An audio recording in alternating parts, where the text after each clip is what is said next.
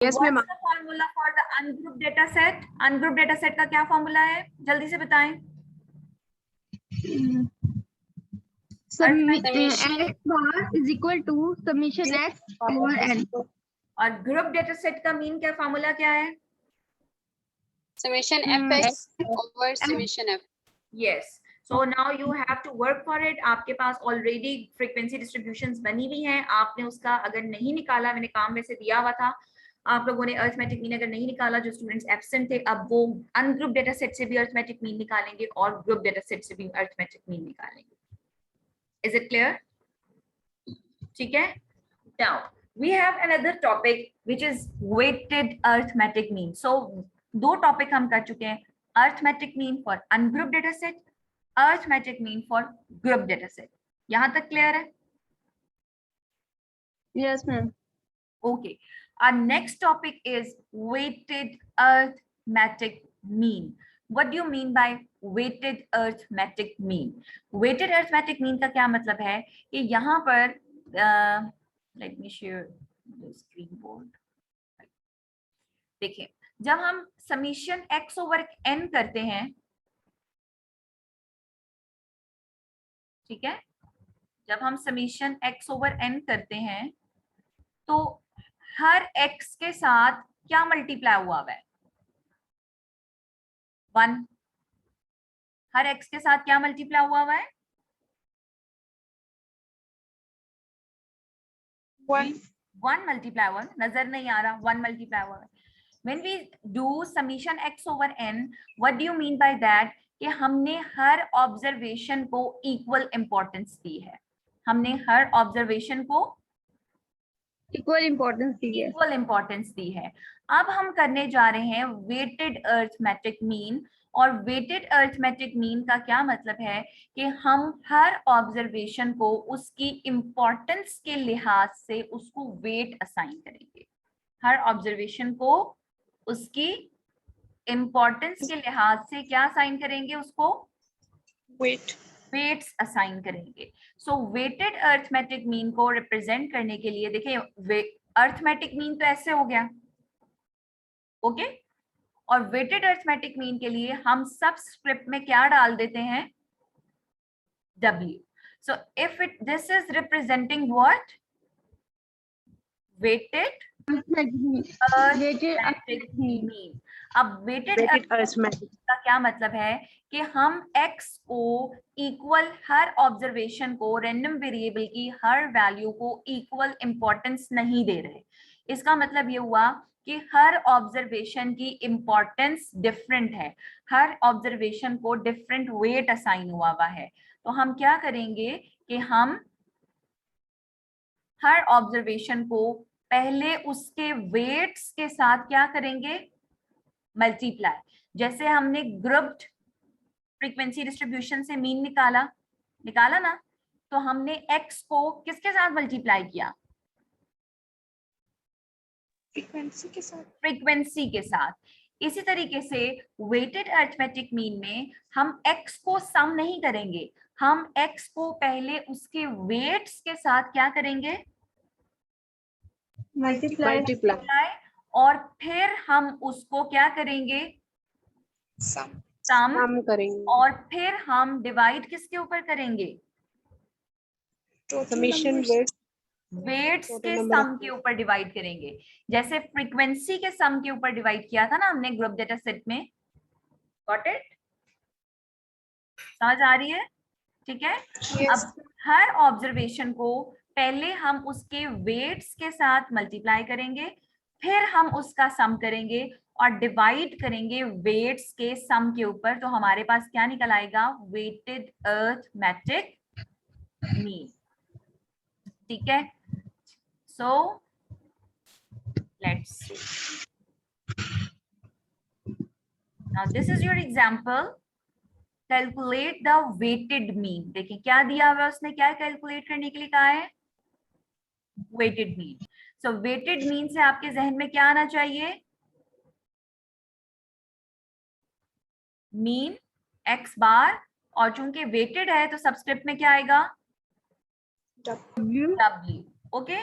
Now अब देखिए, हमारे पास डिफरेंट डेटा मौजूद है।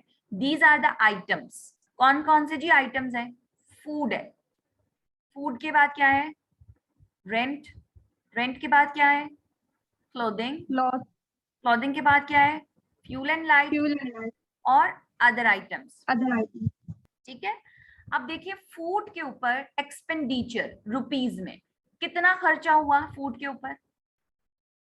290, 290 रुपीज। और हमने उसकी इंपॉर्टेंस के लिहाज से उसको वेट क्या असाइन किया? 7.5. क्योंकि फूड की इंपॉर्टेंस बाकी तमाम के मुकाबले में सबसे ज्यादा है. ज्यादा है। फूड के बाद आ जाता है आपका रेंट। आपको सर छुपाने के लिए जगह चाहिए, तो रेंट पे वो कितने खर्चा कर रहा है? 54 रुपीज का। और उसने रेंट को क्या वेट असाइन कर दिया? 2.0. तीसरे नंबर पर आता है क्लॉथिंग। क्लॉथिंग के ऊपर उसने कितना खर्चा किया? 98 रुपीज। 98, और उसने उसको वेट कितना असाइन किया? 1.5. 1.5। फ्यूल एंड लाइट पे उसने खर्चा किया 75 75.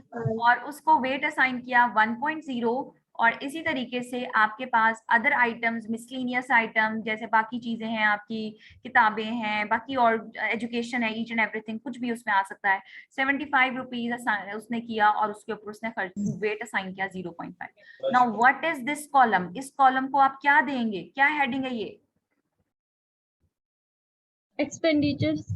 Expenditure, but how can you represent it by the variable x? Variable. X और ये क्या है आपके?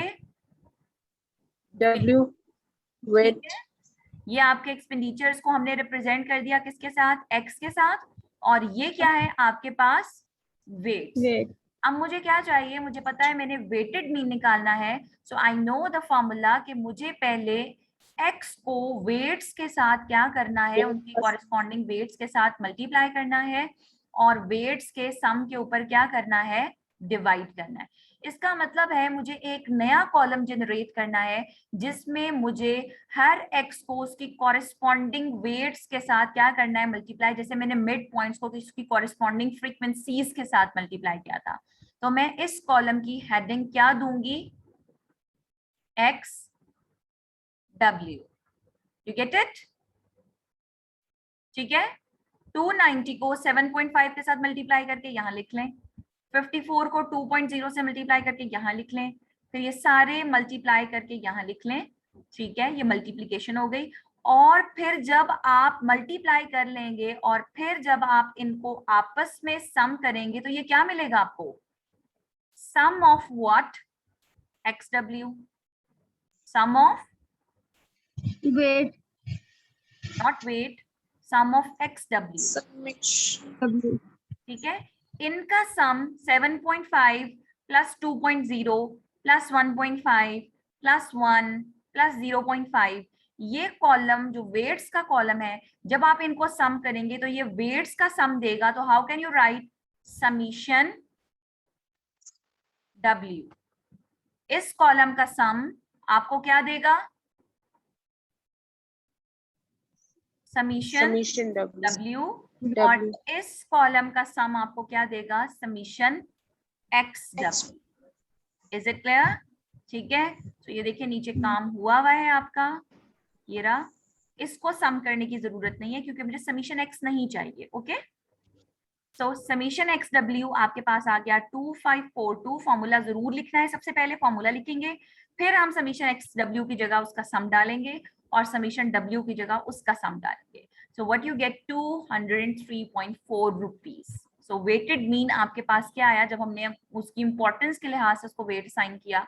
सो what you get, what weighted mean क्या आया आपके पास? 203.4 rupees. Is it clear girls? Ma'am, ये जो Yes. वेट हमने असाइन किया है एक्सपेंडिचर के बाद जो वेट है, ये हमें कैसे मिला? ये हमें दिया हुआ होगा, ये हमें दिया, क्वेश्चन ओके। में दिया हुआ होगा। हमें हर x के कॉरेस्पॉन्डिंग अगर वेटेड मीन निकालने के लिए कहा जाएगा तो वो हमें उसके वेट्स को देगा कि मैंने इस वैल्यू को ये वेट असाइन किया, इसको ये वेट असाइन, जैसे यहाँ पे दिया हुआ है। Got it?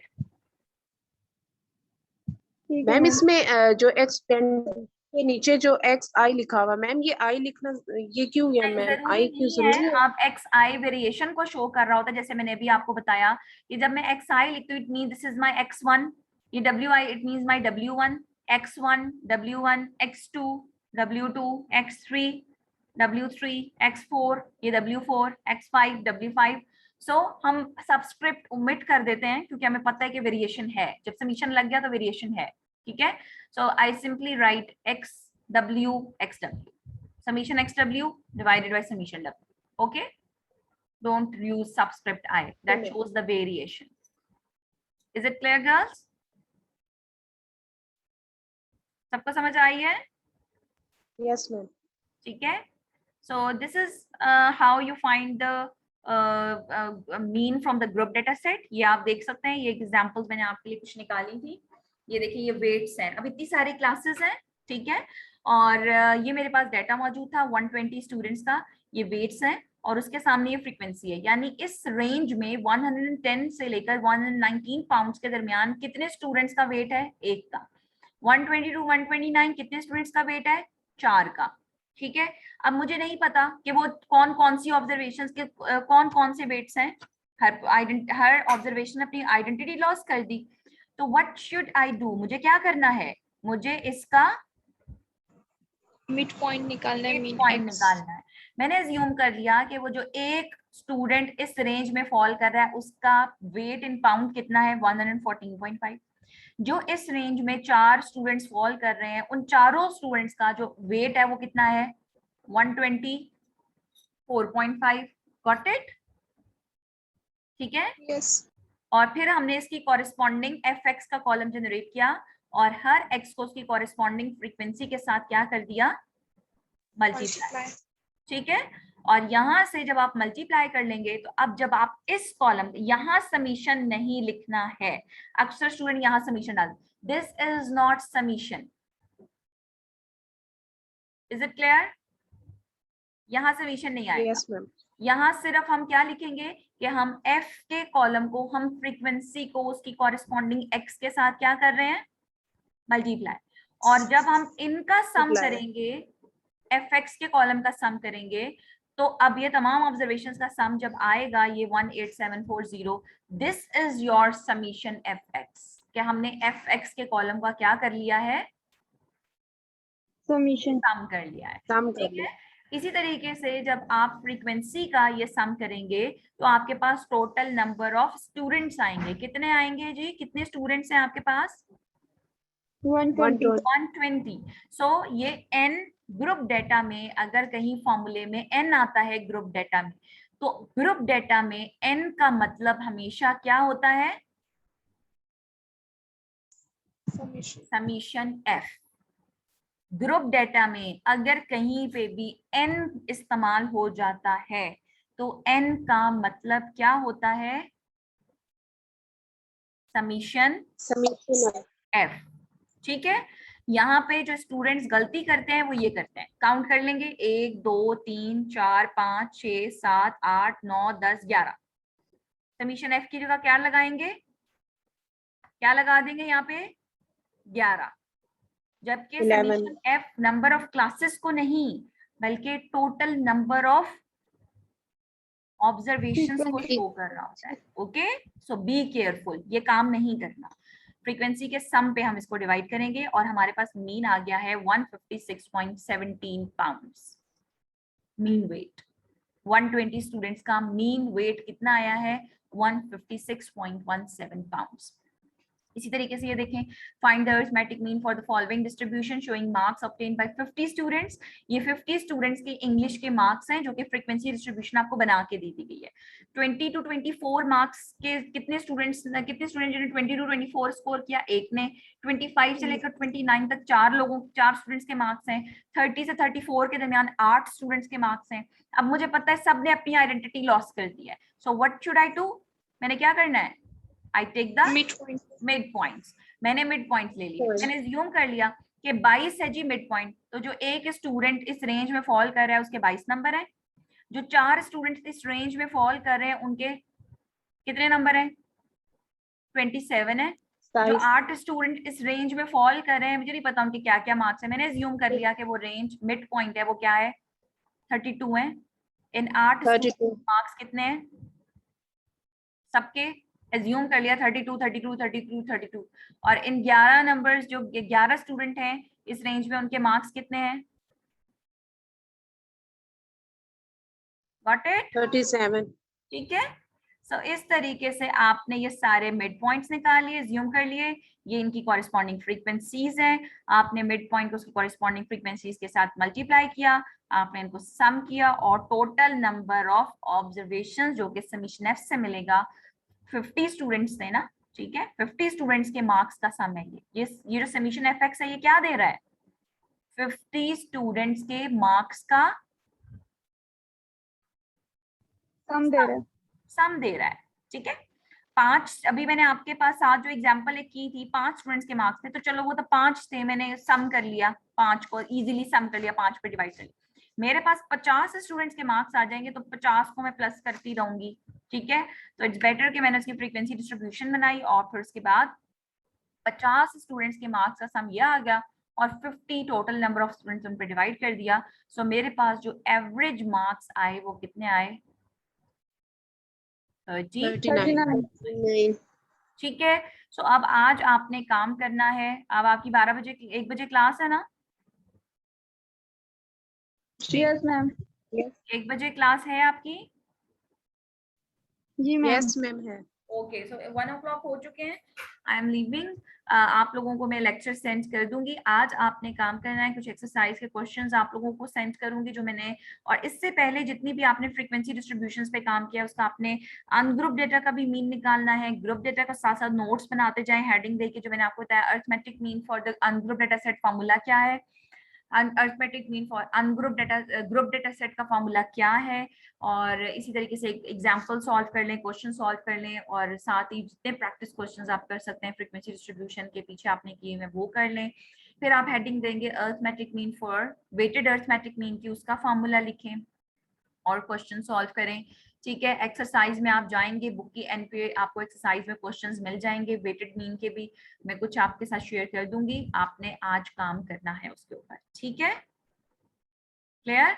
और कल जो है ना, मैं आप लोगों की क्लास मैं चाह रही हूँ मैं सुबह के टाइम में ले लूँ, so I will take your class at 7:45, it's okay.